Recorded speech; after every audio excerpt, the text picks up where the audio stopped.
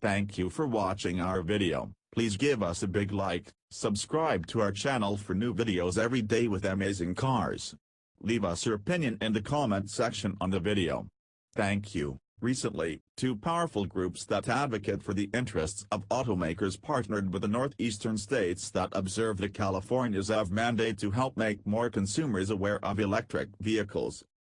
Drive Change, Drive Electric is a pioneering marketing partnership between the states and automaker groups, led by the Alliance of Automobile Manufacturers, also known as the Auto Alliance, and the Association of Global Automakers, to promote electric vehicles to consumers as a way to save money and benefit the environment.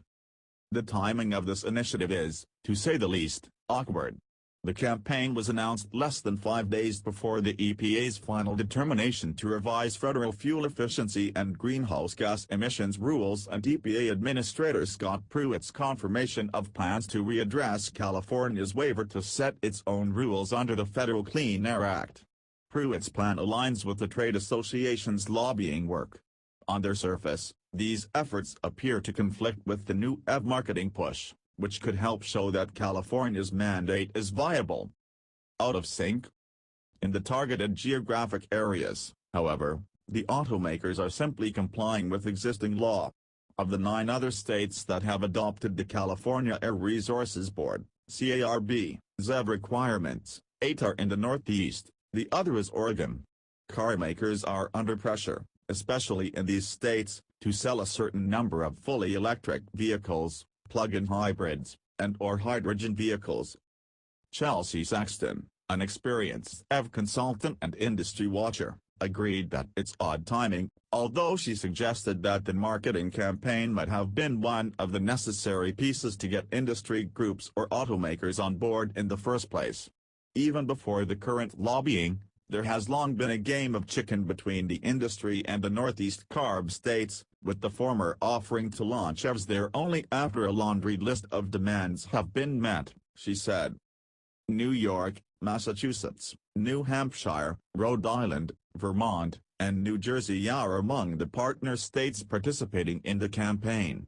The list of participating automakers is long: BMW, Fiat Chrysler Automobiles, Ford, General Motors, Honda, Hyundai, Jaguar Land Rover, Kia, Mazda, Mercedes-Benz, Mitsubishi, Nissan, Subaru, Toyota, Volkswagen, and Volvo. A regional air quality organization, the Northeast States for Coordinated Air Use Management, NESCOM, also had a role in bringing the campaign together. But with the industry groups essentially taking sides against rival California standards, NESCOM responded to the EPA's move this week with the following: as they have done for decades, the Northeast states will continue to exercise their right to enforce California's standards in lieu of weaker federal standards that historically lag California's. Some harmony, some discord. On its face, the marketing campaign sounds like a unified effort aimed at selling more EVs.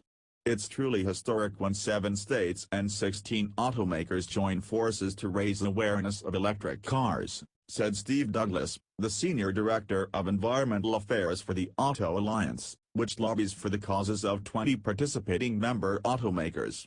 And John Bozzella, President and CEO of the Association of Global Automakers, which represents a dozen automakers plus some supplier companies, said, this campaign highlights the importance of government and industry collaboration. To achieve our shared goal of building a market for electric cars, you need to use all of the tools in the toolbox. Yet, just late last year, in written testimony for a House subcommittee hearing, Bozzella had said, the reality is that consumers are not embracing these technologies at the desired or projected rates. Both industry groups have said that complying with California's rules adds great cost for automakers while providing no nationwide improvement in greenhouse gas emissions. They argue that they'd prefer to harmonize what are essentially 3 separate standards governing emissions in the United States: the EPA's Greenhouse Gas Program, the Corporate Average Fuel Economy (CAFE) program managed by the National Highway Traffic Safety Administration, NHTSA, and California's Clean Cars Program standards. However, The Auto Alliance says that striving to increase EV sales is not in conflict with its pursuit of a single national emissions standard. We're pleased to be able to work with other stakeholders, in this case the states themselves, to help promote electric cars, said Wayne Newton, a spokesperson for the group. This will be a crucial part of meeting any fuel economy standard. Newton added, however, that consumer research shows that the monthly payment is the top concern for car shoppers. So, to ensure ongoing fuel economy improvement, the wisest course of action is to keep new vehicles affordable so that more consumers can replace an older car with a new vehicle that uses much less fuel and offers more safety features, he added. Some dissent within the ranks. Affordability has been broadly cited by automakers as an economic reason for aligning to a single national standard. Yet Britta Gross, Director of Advanced Vehicle Commercialization Policy at General Motors, shed some contrasting light by suggesting the total cost of ownership for EVs is lower. The lifetime operating cost reduction realized by pulling energy from the grid rather than from gas pumps has become a more significant factor in the total cost of ownership than our variations in financing, she said.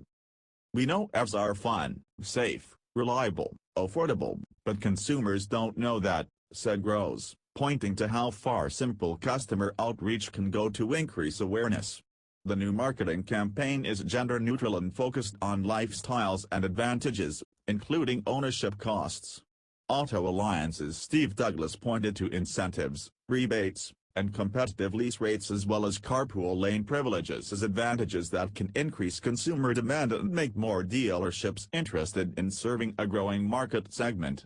We want to get that word out to consumers that these vehicles are affordable, he said. The Drive Electric website doesn't dive deeply into the technologies, but it makes some important points about the comparatively low cost of plugging in, for instance, and the 8 to 10-year warranties extended to EV batteries. It also makes some strong environmental arguments for EVs, such as that they typically produce lower tailpipe emissions than gasoline-powered cars do and that they currently produce 54% less carbon pollution over their lifetimes than do gasoline vehicles. Robert Bienenfeld, Assistant Vice President for Environment and Energy Strategy at American Honda, suggested that making those arguments is not so easy when using traditional sales and marketing channels. The auto industry is set up to maintain the status quo of competition among makes and models, not to encourage the introduction of disruptive technology. The automakers are very good at saying, "This is why you should buy my pickup, my SUV, my sedan over someone else's." What we're not as good at is saying, "Here's a new category, and you should consider that category," said Bienenfeld. Part of the reason is that when you do that, every dollar I spend promoting the technology helps everybody else in that category, and that is challenging.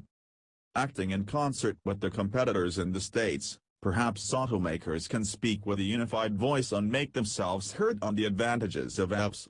That approach seems to work when the industry associations tell the government what they think needs changing. Thank you for watching our video. Please give us a big like, subscribe to our channel for new videos every day with amazing cars. Leave us your opinion in the comment section on the video. Thank you.